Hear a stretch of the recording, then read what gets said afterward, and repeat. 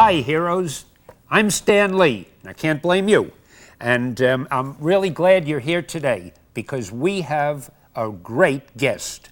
And I don't want you to let his age fool you. The fact that he's been in the business for so many years, it's 3 years, I believe, and he's all of 23 years old. And I want you to know he is one of the top talents in the comic book business. He writes, he draws, he's a great guy. You'll love listening to him. And here he is, Rob Liefeld. Hiya, Rob. Glad to have you here. How you doing, Stan? Okay.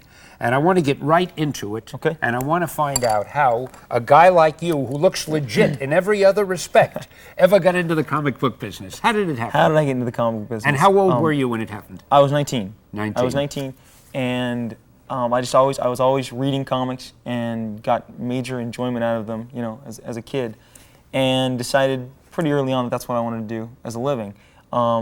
Went to some conventions, shows, and got to meet the other artists and the other professionals and saw how comic books were produced and tried to learn as much as I could from that. I figured I had to finish high school first, or you know, my parents would have a conniption fit, so we had to get through that. And so once high school was finished and I was just working some odd jobs, I said I'm going to break into comic books. So for about a year I worked a couple jobs, delivered pizzas, worked some construction in the daytime, and all the while, every free moment, you know, away from friends or whatever, working on my comic books. I mean, you were drawing in all your drawing, spare yeah, time? yeah, drawing. Had you studied art, or did you just pick it up on your own? No, you know, the high school art classes, you know, draw an apple, draw a flower, I mean, and stuff, and that was good. I mean, I learned my fundamentals, but I was always drawing or coloring or you know, tracing. I mean, I think I started out tracing, you know, when I was a kid, you know, and then you kind of graduate to, hey, I think I can draw this. I don't have to look at it or trace over it anymore. So I was doing stuff like that. Were you tracing comic book artwork? Oh yeah, all yeah. Yep. Mainly comic book art. I mean, comic books. I just thought they were the coolest. You know, the big guys, the strong villains. You know, it was just exciting stuff. I admire your taste and perception. Oh yeah, and so naturally I wanted to grow up and draw that stuff. Now, Mom and Dad weren't real thrilled about this because they weren't really sure. You know, comic books. You know, what's that about? I mean, I used to get in trouble for reading comic books. My dad would find them and throw them away. Really? Oh yeah, yeah. Before or after you read them? Oh, good question. Well, sometimes I'd have to hide them because I didn't have an opportune moment to, you know, look them over. But I wasn't real good at hiding things. I'd hide them in the washroom or whatever, and I'd go to find it, and then they'd say, "You're looking for your comic book? It went with today's trash." And I'd be, really? Wow. I'd be, oh yeah. They thought that was bad news. They didn't want their kid tied up in comic books, but they don't complain anymore. They're big fans of comic books now. But anyway, out of high school, having all this, you know, built all this up from a young age, every spare moment I was trying to draw.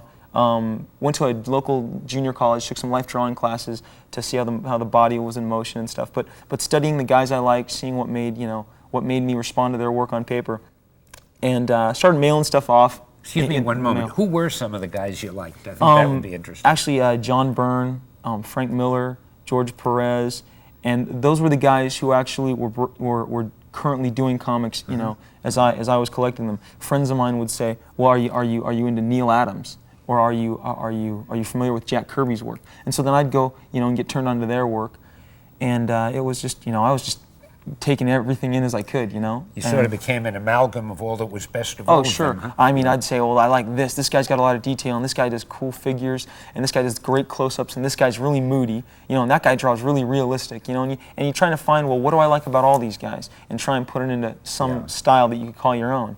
So anyway, I was sending off packages right and left to smaller companies. You know, not the big two, being Marvel Comics and DC Comics. I was kind of in awe of them, or, you know, afraid of them. A friend of mine called me up and said, "Hey, there's this big convention in San Francisco. I read about it in one of these trade magazines." Comic book convention. Comic book convention. And I'd been to a couple of those locally, but this one had tons of editors at it on the guest list, and I had already learned that, you know, that's how you get your job, from the editors. If they don't like your work, you're not going to get in. And so we decided, we had a free weekend, to hop in the car, go to my aunt and uncle's place in San Francisco. I lived in Anaheim, Orange County, so it was about anywhere from a 7 to 8 hour drive. Drove all Friday night, got to my aunt and uncle's, you know, kicked back. I was kind of nervous, I was like, oh, tomorrow's it. It was kind of like trial by fire. Go in there and see if they respond. So we got there bright and early, and I decided I'd go to hit all the small companies first. Let me interrupt once more for a second. No problem. What type of artwork were you bringing to show them? I think people would want to know. All my own stuff. I mean, I created my own characters. And did you do it as if it was a page of a comic? Oh yeah, they were all panels? comic sequential art. I didn't give them pinups. I didn't give them posters because I had already learned that that's not what they wanted. So you made it look like a comic book page. Oh sure, I drew my own comic them. books. Yeah, I had about 10 pages of comic book art featuring my own characters, and because actually the reason I featured my own characters was because that I was scared that I wasn't going to draw the Hulk as good as this guy did, or I'd draw Spider-Man as cool as this guy did. So I said, if it's my characters, nobody's drawing them as good as I am right now because no one knows they exist.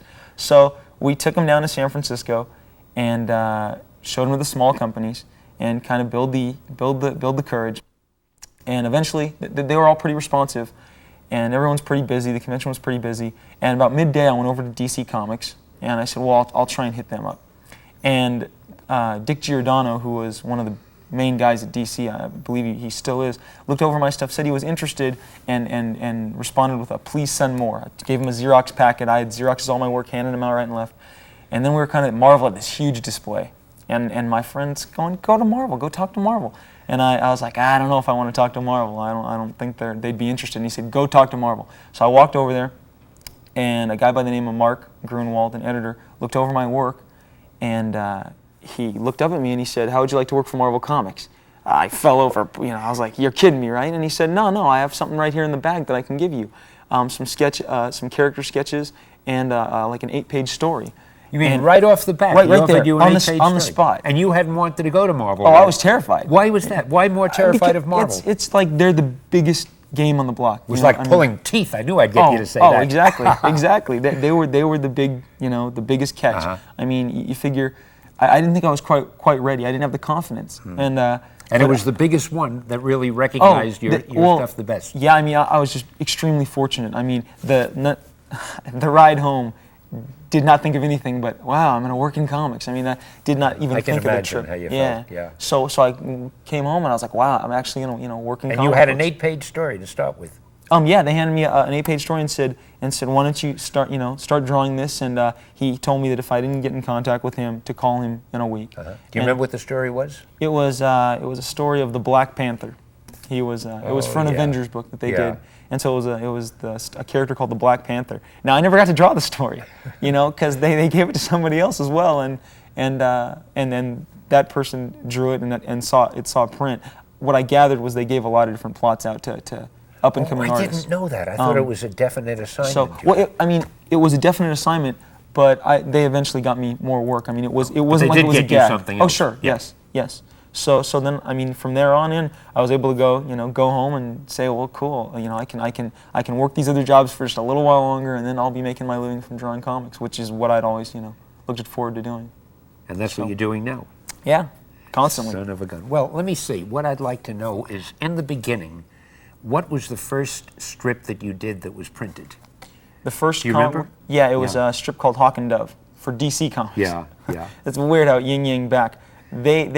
Marvel hired me on the spot at the convention and was interested and said they wanted me to do work, but at the time, you tell your parents or you tell your friends I'm working in comics, you better cough up some proof of that fact. And the first person to get you, something in the mail, because I called back about that plot they gave me, and they said, well, hold off on it. I mean, talk to us a little before you do it, Marvel. They wanted to walk me through it a little, and I did some character sketches like they had asked for this book that they were producing for Marvel. So I did send my first work off, but it wasn't like a story to Marvel. It was some character designs that they had wanted, but DC sent me my first story. Like, here, get started on this, and I was just going to do the first thing that came to me. And so I was actually kind of bouncing between DC and Marvel for the time being. But the Hawk and Dove book was a 5-issue miniseries, so it was very finite. It was going to be over in 5 months.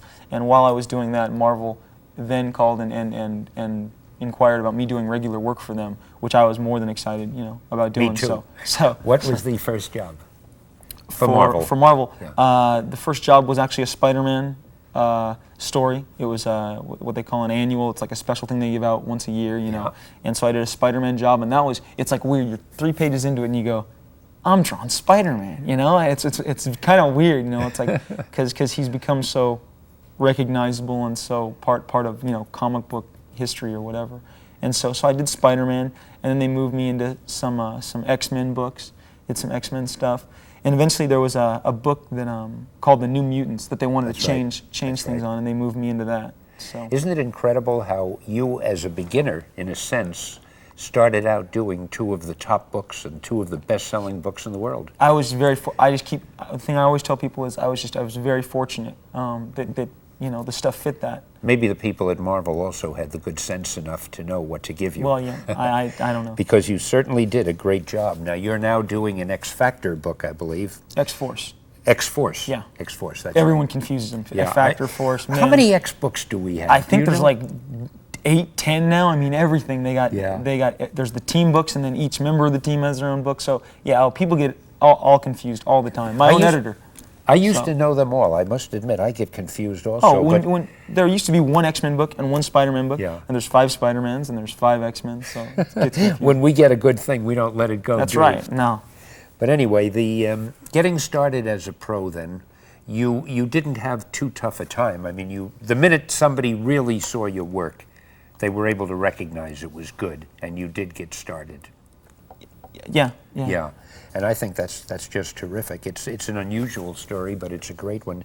But you must have other interests too. Now, besides comics, I hear that you're big in basketball. No, I'm not. I'm big at trying to play basketball. I'm a big fan, but I don't want to get on the court and make a fool of myself with anybody who.